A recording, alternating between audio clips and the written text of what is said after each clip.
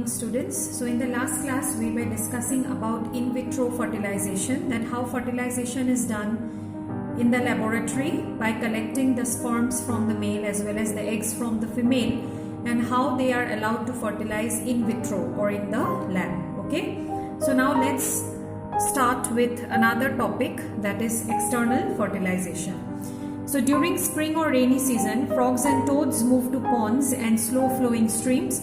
When the male and the female come together in water, the female lays hundreds of eggs. Okay, so in water actually the eggs are laid, okay, in case of the frogs and the toads. Okay, unlike hen's egg, frog's egg is not covered by a shell and is comparatively very delicate. Okay, so now frogs eggs are very delicate. Okay, I don't know whether you have seen or not frogs eggs. Sometimes in the river banks or in the shores you will see small eggs. Okay, those normally they are frogs eggs. Okay, now we know the hen's egg or the duck's egg, it's quite hard, okay, because it is covered with a shell, right? But in case of the frogs, it's not actually covered by a shell. Okay, it's covered by a very soft layer. Okay, and that is why it is very delicate. A layer of jelly holds the eggs together and provides protection to the eggs. Now since there is no shell to cover the egg, so a layer of jelly actually covers the eggs and give them protection. Okay, so as the eggs are laid, the male deposits sperms over them. So that means fertilization is done externally, right? So when the eggs are laid, after it is laid, the male will deposit the male gamete or the sperm over them. Each sperm swims randomly in water with the help of its long tail. Now all of you have seen the structure of the human sperm. Okay, it has a long tail. So because of it, it can easily swim. Okay, so the sperms come in contact with the eggs. This results in fertilization. So after the sperms come in contact with the eggs, the sperms and the eggs, they fuse together and it results in fertilization. Okay, this type of fertilization, in which the fusion of the male and the female gamete takes place outside the body of the female, it is called external fertilization. Because in case of human beings, in case of dogs, in case of cats, okay, you will see that the male and the female gamete unite inside the female body.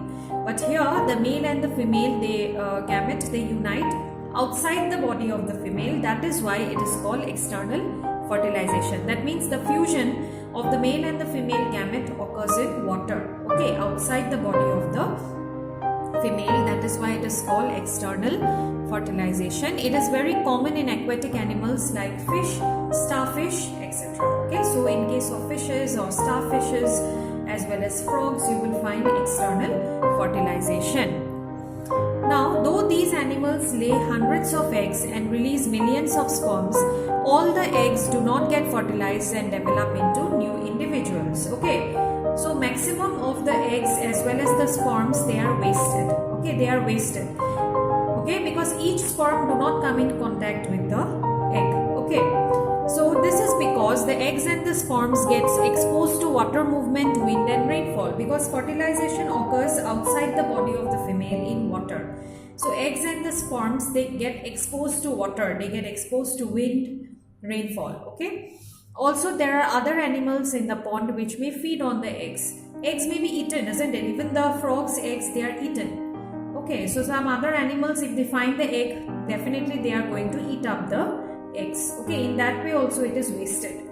Thus, production of a large number of eggs and sperms is necessary to ensure fertilization of at least a few of them. So at least for fertilization to occur, millions of sperms and eggs have to be released. Okay, then only few of them will be fertilized, because maximum of them are wasted. Because through water movement, it may go away, okay, or it may be eaten by animals. Okay, so in that way, all the sperms do not come in contact with the eggs. So millions of eggs and sperms have to be laid for successful fertilization. Now, development of embryo.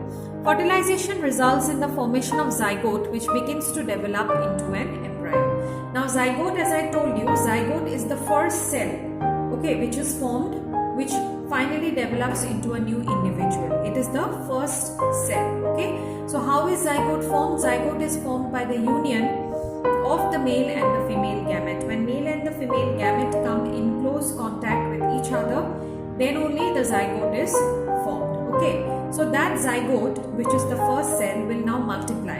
Okay, it will multiply. It from 1 it will form 2 cells, from 2 to 4 cells, then from 4 it will form 8 cells. So it will multiply that way, and finally it will result in the development of an embryo. The zygote repeatedly divides to give rise to a ball of cells. Okay, it will keep on dividing to give rise to a ball of cells. Okay, divide, or you can even say the cells, they multiply in number. Okay, now one cell, how it will form 2 cells? One cell will divide and then it will form 2 cells. Now the 2 cells will again divide. Each cell will divide. So 1, if it forms 2, 2 will form 4. Okay, and 4, if they divide, one cell is becoming 2, isn't it? So it will form 8 cells.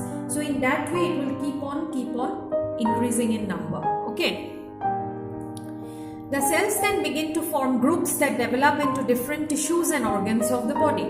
So after the cells, they divide, then they will form groups. Okay, and those groups will form tissues and organs. One group will form the liver, another group is going to form the heart, another group of cell will form the stomach. Okay, so in that way it will form different tissues and organs. This developing structure is termed as embryo. So this is what we call it to be embryo. Okay. So the embryo gets embedded in the wall of the uterus for further development. So what will happen to the embryo now? It will get embedded in the wall of the uterus in the female body. Okay, embedded means it will get attached. Okay, it will get attached to the wall of the uterus, and there it will start developing into a baby. Okay, the embryo continues to develop in the uterus. It gradually develops body parts like hands, legs, head, eyes, ears. Okay, slowly body parts will be formed. How? It is going to form by the division of the cells. So after the division of the cells only it will form body parts. Okay, the stage of the embryo in which all the body parts can be identified is called the fetus. Now what is the fetus? Fetus is a stage. Now inside the female body, a baby is carried approximately 9 months, right? So in the first month, a bit of development will occur. In the second month, another bit of development. In the third month, another bit of development. So in that way, it will keep on developing, right? So now, one stage will come when you can recognize the hands, you can recognize the ears, you can recognize the eyes. That stage is called the fetus or the fetal stage, okay? So when ultrasound is done or sonography is done, you can easily see the development of the baby, okay, in the monitor, right? So when the eyes or the ears or the hands or the legs can be recognized, that is called the stage, is called the fetus. Okay, that stage is called the fetus.